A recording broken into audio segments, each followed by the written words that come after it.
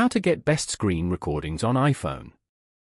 To get started, first of all go ahead and swipe down from the top right corner of the screen to open the control center.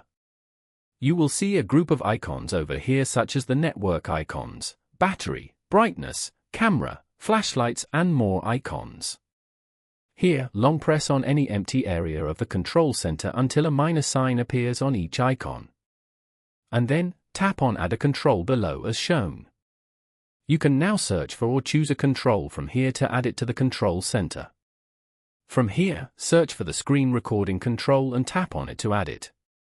As you can see, you have now added this icon to your control center and started screen recording. Now, tap and hold this icon to open this screen. Everything on your screen, including notifications, will be recorded. From here, you can also turn on or off the microphone by tapping on the microphone icon below. Once you're done, tap on the Stop Recording button. Following these steps, you can easily get best screen recordings on iPhone.